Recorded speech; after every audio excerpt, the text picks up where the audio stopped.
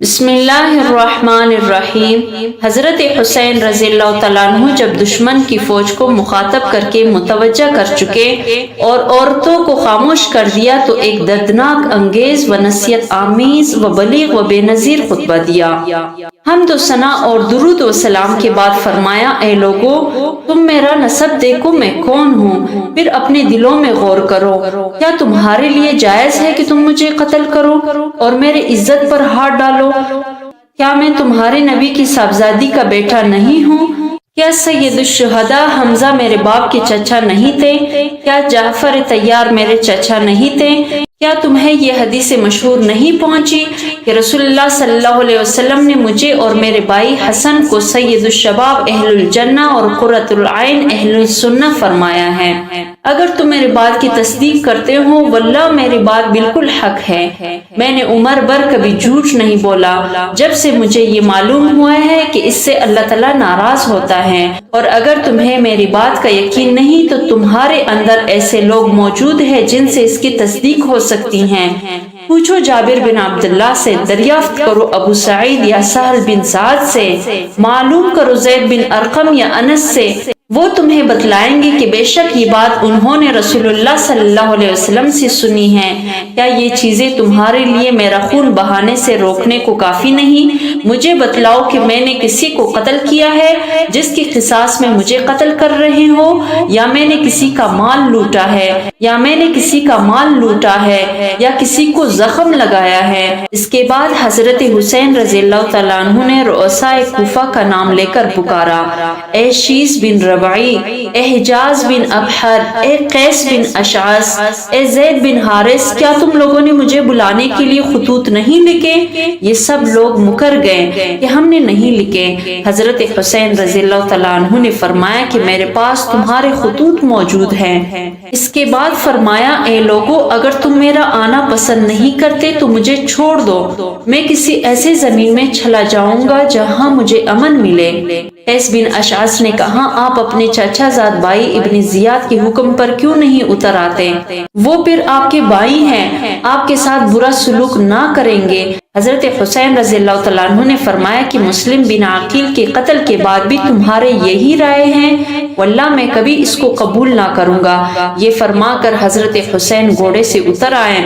اس کے بعد ظہیر بن الیقین رضی اللہ تعالیٰ عنہ کھڑے ہوئے اور ان لوگوں کو نصیحت کی کہ آل رسول کے خون سے باز آ جائے، اور بتلایا کہ اگر تم اپنی اس حرکت سے باز نہ آئے اور ابن زیاد کا ساتھ دیا تو خوب سمجھ لو کہ تم کو بھی ابن زیاد سے کوئی فلاح نہ پہنچے گی، وہ تم کو بھی قتل و غارت کرے گا۔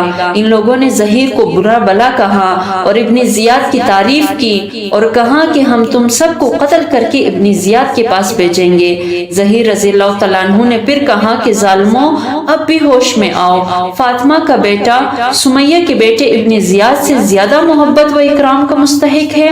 اگر تم ان کی امداد نہیں کرتے تو ان کو اور ان کے چچا زاد بھائی یزید کو چھوڑ دو کہ وہ آپس میں نبٹ لیں، بخدا یزید بن معاویہ تم سے اس پر ناراض نہ ہوگا۔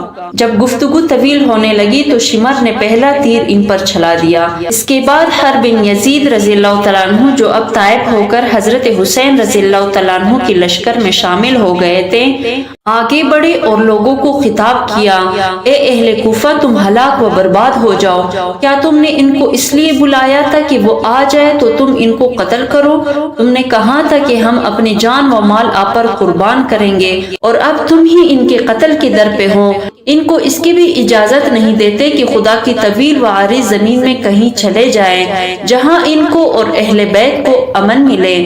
ان کو تم نے قیدیوں کی مثل بنا لیا ہے اور دریائے فرات کا جاری پانی ان پر بند کر دیا ہے، جس کو یہودی، نصرانی، مجوسی سب پیتے ہیں۔ حسین اور ان کے اہل بیت پیاس سے بے ہوش ہو رہے ہیں۔ تم نے محمد صلی اللہ علیہ وسلم کے بعد ان سے ان کے اولاد کے بارے میں نہایت شرمناک سلوک کیا۔ اللہ تعالیٰ قیامت کے روز تم کو پیاسا رکھے اگر توبہ نہ کرو اور اپنی حرکت سے باز نہ آؤ۔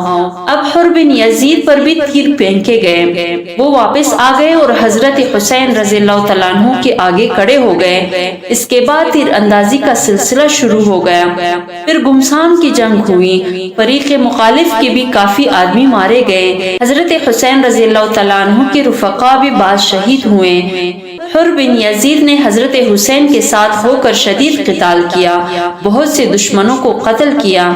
مسلم بن عجوسہ زخمی ہو کر گر گئے۔ حبیب بن مطہر رضی اللہ تعالیٰ عنہ ان کے پاس آئے اور کہا کہ جنت کی خوشخبری تمہارے لیے ہیں، اگر میں یہ جانتا کہ میں بھی تمہارے پیچھے شہید ہونے والا ہوں تو میں تم سے تمہاری وصیت دریافت کرتا۔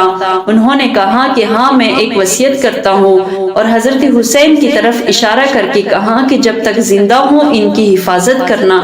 اس کے بعد شقی اور بدبخت شمر نے چاروں طرف سے حضرت حسین اور ان کی رفقا پر حملہ بول دیا۔ حضرت حسین رضی اللہ تعالیٰ عنہ کے رفقا نے بڑی بہادری سے مقابلہ کیا۔ کوفہ کے لشکر پر جس طرف حملہ کرتے تھے میدان صاف ہو جاتا تھا۔ جب عروہ بن قیس نے یہ حالت دیکھی تو عمر بن سعد سے مزید کمک طلب کی اور شیس بن ربیع سے کہا کہ تم کیوں آگے نہیں بڑھتے؟ اس وقت شیس سے نہ رہا گیا اور کہا کہ تم سب گمراہ ہو۔ ابن علی جو اس وقت روئے زمین پر سب سے بہتر ہیں، ان سے قتال کرتے ہو اور سمیہ زانیہ کی لڑکے ابن زیاد کا ساتھ دیتے ہو۔ عمر بن سعد نے جو کمک اور تازہ دم 500 سپاہی بھیجے، یہ آ کر مقابلہ پر ڈٹ گئے۔ اصحاب حسین نے اس کا بھی نہایت بہادری سے مقابلہ کیا اور گھوڑے چھوڑ کر میدان میں پیادہ آ گئے۔ اس وقت بھی حر بن یزید نے سخت قتال کیا۔ اب دشمن نے خیموں میں آگ لگانا شروع کی۔ حضرت حسین رضی اللہ تعالیٰ عنہ کے اکثر رفقا شہید ہو چکے تھے اور دشمن کے دستے حضرت حسین کے قریب پہنچ چکے تھے۔ ابو شمامہ ساعدی نے عرض کیا کہ میری جان آپ پر قربان ہو، میں چاہتا ہوں کہ آپ کے سامنے قتل کیا جاؤں، لیکن یہ دل چاہتا ہے کہ ظہر کا وقت ہو چکا ہے، یہ نماز ادا کر کے پروردگار کے سامنے جاؤں۔ حضرت حسین نے بآواز بلند فرمایا کہ جنگ ملتوی کر دو، یہاں تک کہ ہم نماز پڑھ لیں۔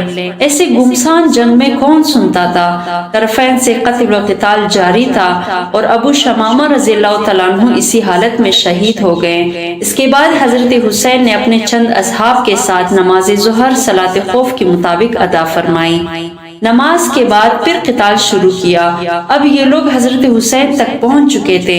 حنفی حضرت حسین رضی اللہ تعالیٰ عنہ کے سامنے آ کر کھڑے ہو گئے اور سب تیر اپنے بدن پر کاتے رہے، یہاں تک کہ زخموں سے چور ہو کر گر گئے۔ اس وقت ظہیر بن الیقین رضی اللہ تعالیٰ عنہ نے حضرت حسین کی مدافعات میں سخت قتال کیا، یہاں تک کہ وہ بھی شہید ہو گئے۔ اس وقت حضرت حسین رضی اللہ تعالیٰ عنہ کے پاس بجوز چند رفیقوں کی کوئی نہ رہا تھا، اور یہ رفقا بھی دیکھ رہے تھے کہ ہم نہ حضرت حسین کو بچا سکتے ہیں نہ خود بچ سکتے ہیں۔ تو اب ان میں سے ہر شخص کو یہ خواہش تھی کہ میں حضرت حسین کے سامنے پہلے شہید ہو جاؤں، اس لیے ہر شخص نہایت شدت و شجاعت سے مقابلہ کر رہا تھا۔ اسی میں حضرت حسین کے بڑے صاحبزادے علی اکبر یہ شعر پڑھتے ہوئے آگے بڑھے: انا ابن علی بن الحسین بن علی نحن ورب البیت اولا بالنبی، یعنی میں حسین بن علی کا بیٹا ہوں، قسم ہے رب البیت کی کہ ہم رسول اللہ صلی اللہ علیہ وسلم سے قریب تر ہے۔ کمبخت مرہ نے ان کو نیزہ مار کر گرا دیا،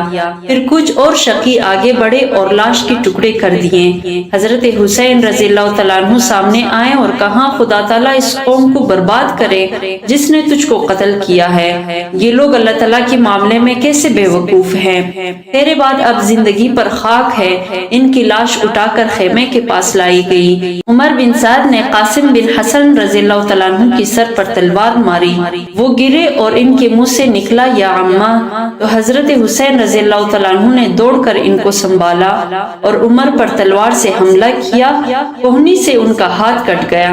حضرت حسین رضی اللہ تعالیٰ عنہ اپنے بھتیجے قاسم رضی اللہ تعالیٰ عنہ کی لاش کو اپنے کاندھے پر اٹھا کر لائے اور اپنے بیٹے اور دوسرے اہل بیت کے برابر لٹا دیا۔ اب حضرت حسین رضی اللہ تعالیٰ عنہ تقریباً تنہا بے یار و مددگار رہ گئے، لیکن ان کی طرف بڑھنے کی کسی کو ہمت نہ ہوئی۔ اسی طرح بہت دیر تک یہی کیفیت رہی کہ جو شخص آپ کی طرف بڑھتا اسی طرح لوٹ جاتا، اور حضرت حسین کی قتل اور اس کے گناہ کو اپنے سر لینا نہ چاہتا تھا، یہاں تک کہ قبیلہ کندہ کا ایک شقی القلب مالک بن نصیر آگے بڑھا اور حضرت امام حسین رضی اللہ تعالیٰ عنہ کی سر پر تلوار سے حملہ کیا۔ آپ شدید زخمی ہو گئے، اپنے چھوٹے صاحبزادے عبداللہ کو کو بلایا اور اپنے گود میں بٹھا لیا۔ بنی اسد کے ایک بد نصیب نے ان کو بھی تیر مار کر ہلاک کر دیا۔ حضرت حسین نے اس معصوم بچے کا خون لے کر زمین پر بکیر دیا اور دعا کی کہ یا اللہ تو ہی ان ظالموں سے ہمارا انتقام لے۔ اس وقت حضرت حسین رضی اللہ تعالیٰ عنہ کی پیاس حد کو پہنچ چکی تھی۔ آپ پانی پینے کے لیے دریائے فرات کے قریب تشریف لے گئے۔ ظالم حسین بن نمیر نے آپ کے منہ پر نشانہ کر کے تیر پھینکا جو آپ کو لگا اور دہن مبارک سے خون جاری ہو گیا۔ انا للہ و انا الیہ راجعون۔